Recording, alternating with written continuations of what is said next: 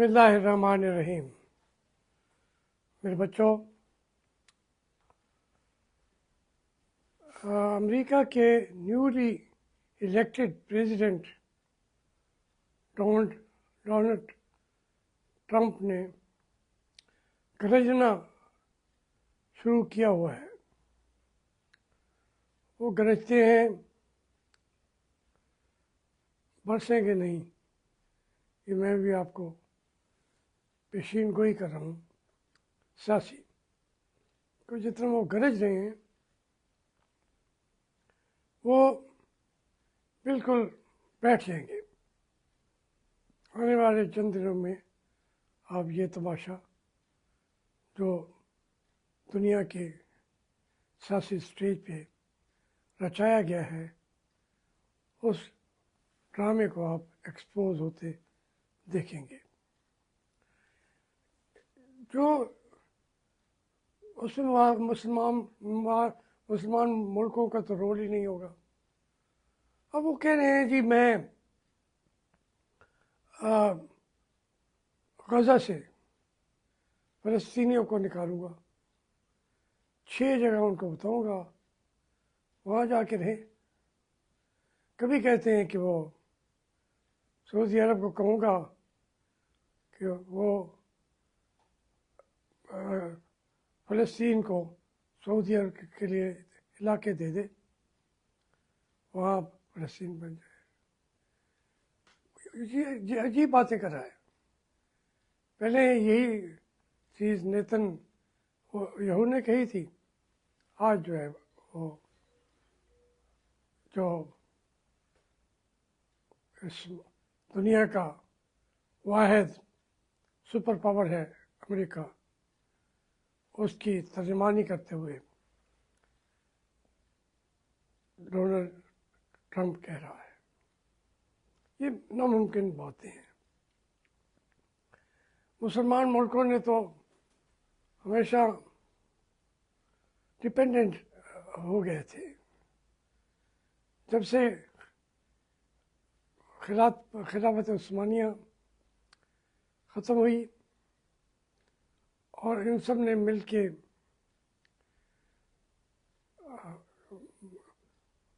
عیسائیوں سے، یہودیوں سے مل کے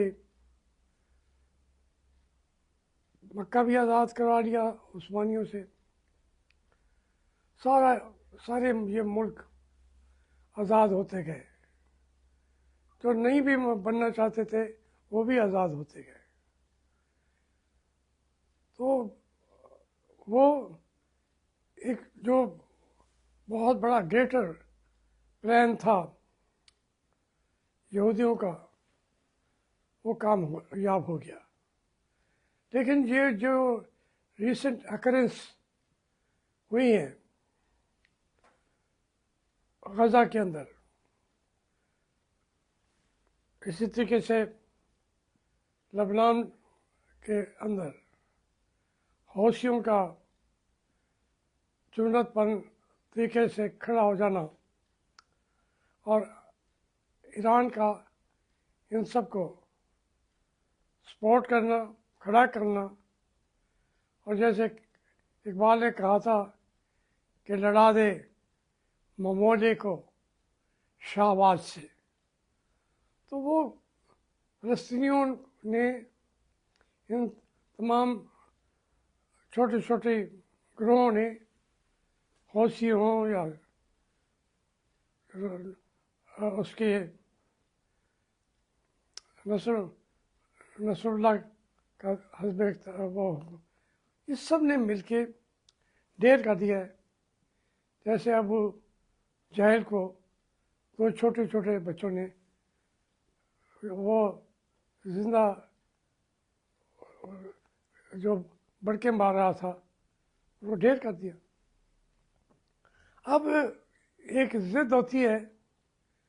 ایوب جو اب ابو جہل کے بارے میں تو مشہور ہے کہ اس نے کہا میرا گلا یہاں سے کاٹنا، تاکہ جب نیزے پہ، اس دور میں جو قتل ہو جاتے تھے ان کے سر نیزوں پہ ڈالے جاتے تھے تاکہ کوئی اور تو طریقہ نہیں تھا، تو وہ اعلان کرنا ہوتا تھا کہ یہ لوگ مارے گئے۔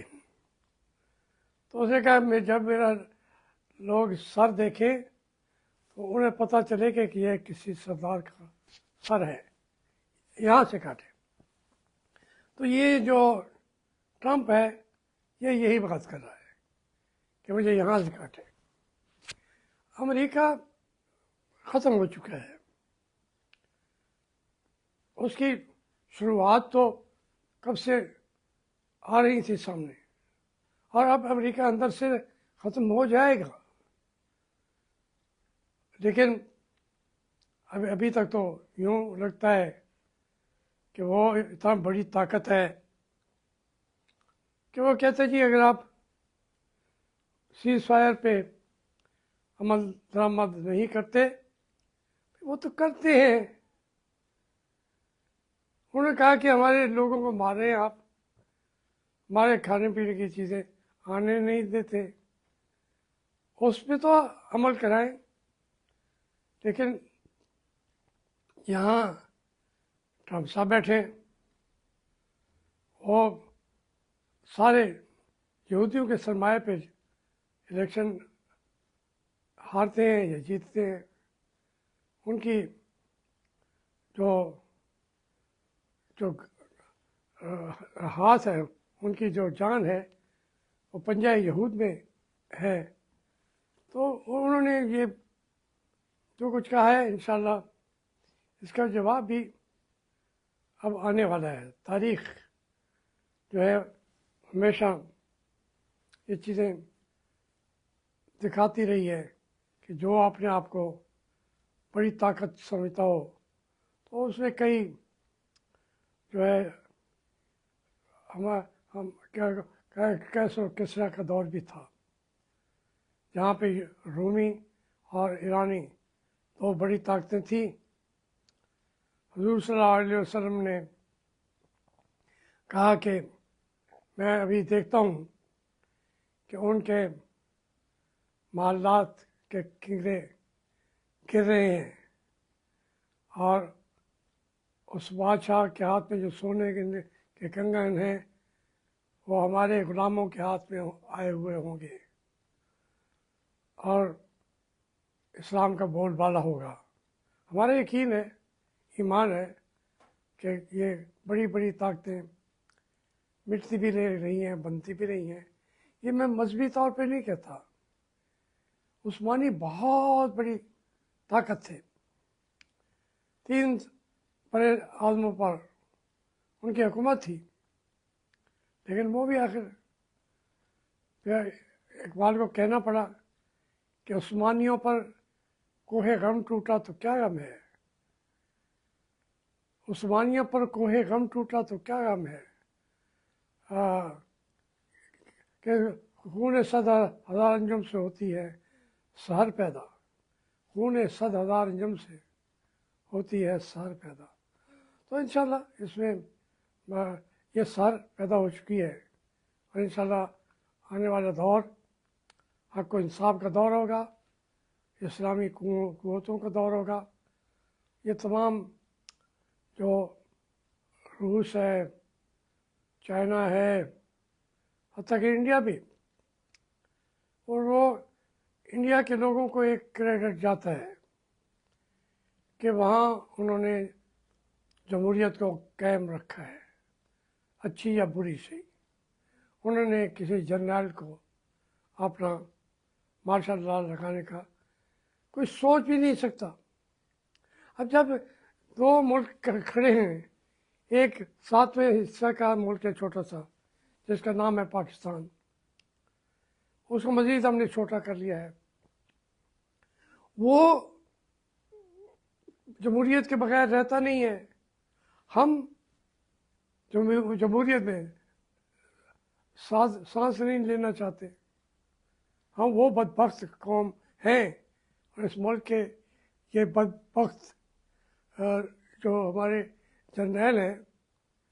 اب دیکھیں نا، اب جا کے انہوں نے بٹھایا ہوا ہے بیچارہ شہباز شریف، خیر اتنا بیچارہ بھی نہیں ہے، उसको का तो शुरू से मैं जानता हूँ, उसका ज़मीर ही जिंदा नहीं है। वो तो कहता है बस जैसे माँ कहती थी, और वो कहता था माँ मैं थानेदार भर्ती होऊंगा तो फिर तेनों अंदर करेगा।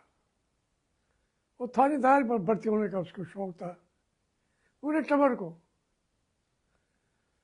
मरीम बीबी को भी वही थानेदार बनने का शौक है।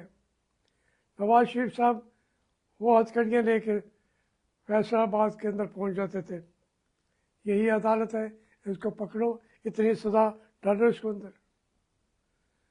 तो ये एक मैं आपको दो मुआशरों का तकाबली जायज़ा पेश कर रहा हूँ।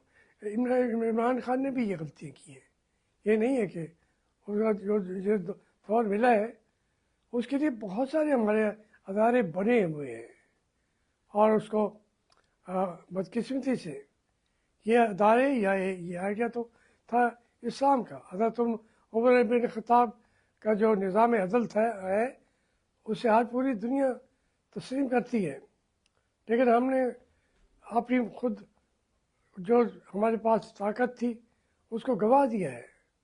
हमने वो जो थे रास्ते उससे हट के, उससे जब हटते हैं और अमल नहीं करते इंसाफ पे तो फिर हम डूब जाते हैं। लेकिन ये समझे कि वो जो आसिम मुनीर है आज तो वो बिल्कुल ख्वाहिश क्या होती है, वर्दी में रहे मरते दम तक, मुल्क को डराती वर्दी है, ज़रा मौका मिलता है तो सूटेड फूटेड बन के बैठे होते हैं।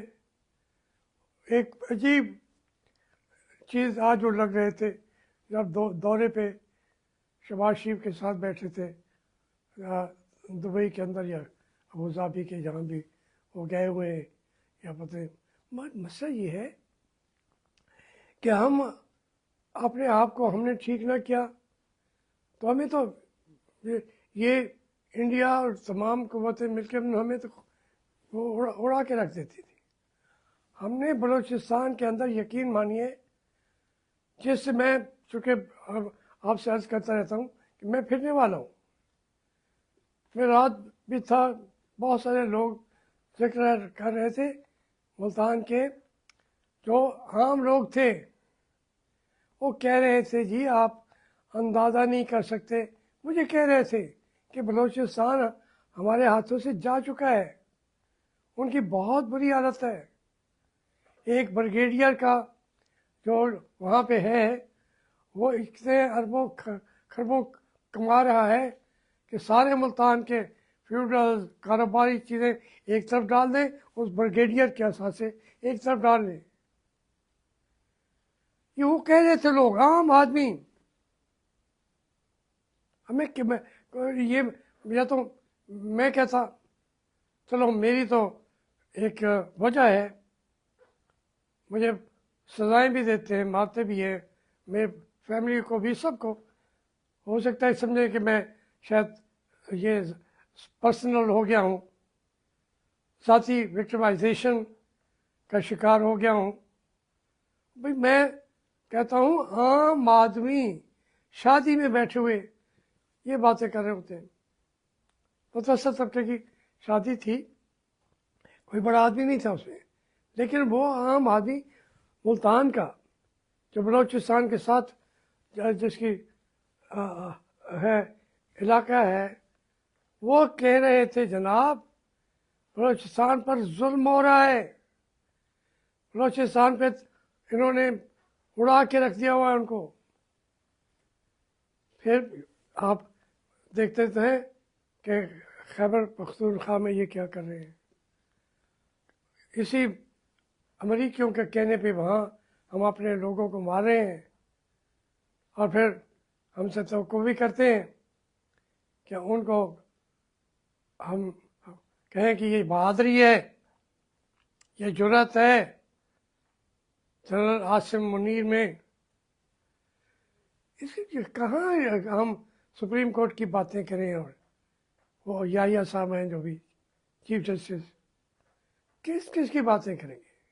یہ نظام چل رہا ہے سپریم کورٹ کا. اور اگر کوئی سمجھتا ہے کہ اس طریقے سے وہ عمران خان کے لیے راستہ نکل آئے گا، اس طرح سے نہیں نکلے گا. وہ لمبی پلاننگ کرتے ہیں بیٹھ کے.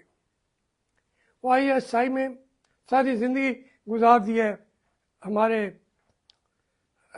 سید محترم عاصم منیر صاحب نے. وہاں ہوتا کیا یہی ہوتا ہے کہ یہ کریں، یہاں سے بند کر دیں، یہاں سے رستہ روک لیں. تو وہ سپریم کورٹ کو فتح کرنے کی وہ وہاں پلاننگ ہوتی ہے، اور 20-30 سال اس کے اوپر وہ لگے ہوئے ہیں.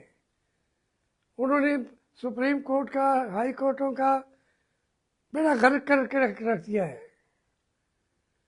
اور وکیلوں کو تقسیم کرنے کا یہ کھیل جو ہے، ملک کے اندر موت کی فوج رات دن اپنے پاکستان کے 25 کروڑوں کو زنجیروں میں باندھنے کے منصوبے بناتے رہتے ہیں، اور تو کچھ نہیں ہوتا. اور منصوبے بنانے کی وجہ سے انہیں پیسے بھی دیتے ہیں، ہمارے ٹیکس سے وہ تنخواہیں بھی لیتے ہیں، اور ہمیں باندھنے کا، پیٹنے کا، ہمارے بازو توڑ دینے کا، ہماری ٹانگیں توڑ دینے کا تھریٹ کرتے ہیں. مجھے کرتے رہے. اب حکومت تو عمران خان کی تھی جب یہ تھریٹ انہوں نے کیا مجھے.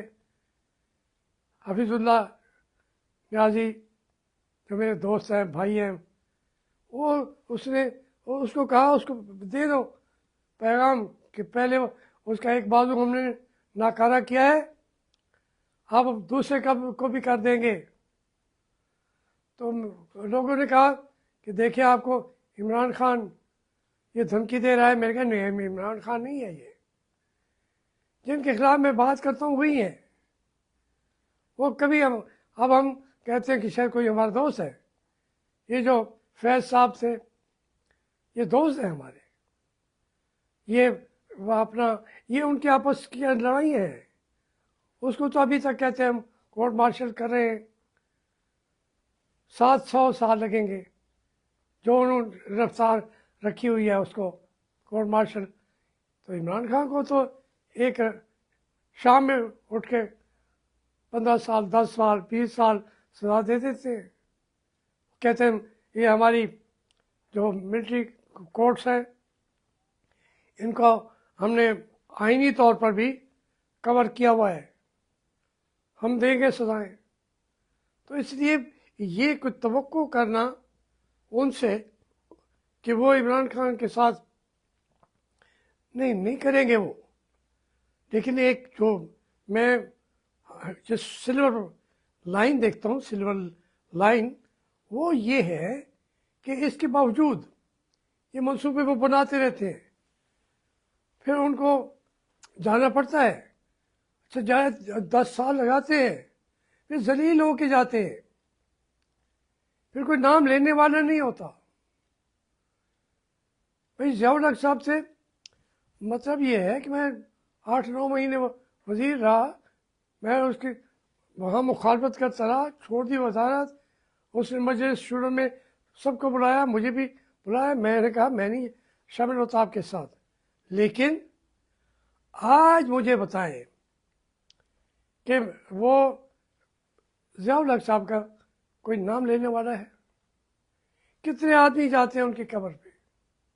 اور پاکستان کے لوگوں کو تو پتہ بھی نہیں. ابھی برسی تھی پرویز مشرف صاحب کی، پتہ ہی نہیں ہے اس کی قبر کہاں ہے، اور قبر پہ بندے کھڑے کیے ہوئے.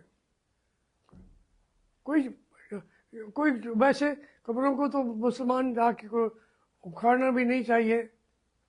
یہ اموی اور عباسی تو اکھاڑتے رہے ایک دوسروں کی قبروں کو، نام کربلا کا نام لے کے وہ اکھاڑتے رہے، حضرت علی کے اولاد کے کو شہید کرتے رہے.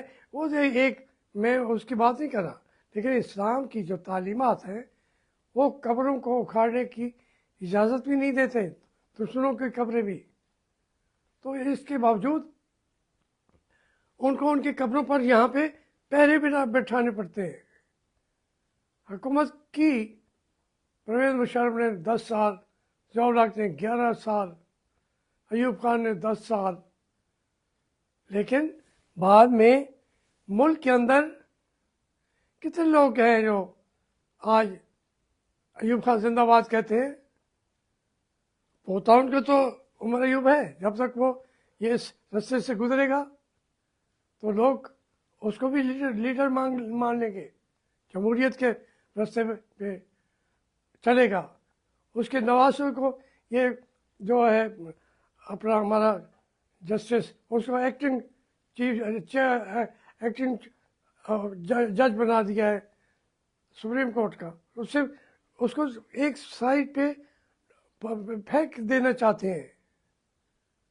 لیکن اور وہ جو بولے کرا ہے گل حسن ہے یا کیا، اورنگزیب عالمگیر کا بیٹا، تو وہ ہمارے لیے تو میاں گل کا بیٹا جو ہے، تو اس کو سپریم کورٹ کو اس کو جج بنا کے وہاں بھیج دیا ہے. اتنا اعلیٰ ترین وہ اس کا کیریئر ہے ایز اے جج. تو وہ تو بن جاتا چیف جسٹس اسلام آباد کورٹ کا، سیدھے رستے سے ایک دن چیف جسٹس بھی ہوتا پاکستان کا. وہ تو نظام ہے نہیں. میں کہہ یہ رہا ہوں کہ وہ اگر جو جمہوریت کی طرف آتے ہیں، انصاف کی طرف آتے ہیں، تو ان کے بچوں کو معاف کر دیتے ہیں پاکستانی قوم کھلے دل سے. لیکن پرویز مشرف کا بیٹا بھی ہے، بیٹی بھی ہے، سارا کچھ ہے، کہاں ہے؟ اسی طریقے سے یہ اپنے ایفرٹ کرتے رہتے ہیں اپنا ضیاء الحق صاحب کے صاحبزادے، لیکن ووٹ تو نہیں ملتے. اب تو وہ بری طرح ہار گئے تھے، 3 سے 4 نمبر پہ تھے. میں عرض کرنا چاہ رہا ہوں عاصم منیر صاحب کو کہ آپ اس وقت تو بیٹھے ہیں، ملک آپ چلا رہے ہیں، لیکن لکھ کے رکھ دیجئے کہ آپ کو اسی ڈونلڈ ٹرمپ نے بھی قبول نہیں کرنا تھا، ابھی نہیں کرے گا. شہنشاہ ایران کو انہوں نے کچھ دیا، تحفظ دیا. اسی طریقے سے مصر کے انور سادات کا بھی. سب لوگ جو آپ کے پٹھو امریکہ کے ہوتے ہیں، بعد میں امریکہ ان کا نام بھی نہیں لیتا اپنی سرزمین پہ، ان کو آ کے رہنے کی اجازت بھی نہیں دیتا، ان کے بچوں کو بھی. تاریخ کا بار بار مطالعہ کرے، اور نہیں ہے تو میری کتاب ہے زندہ تاریخ، اس کو پڑھیں، آپ کو سمجھ آ جائے گی. Thank you.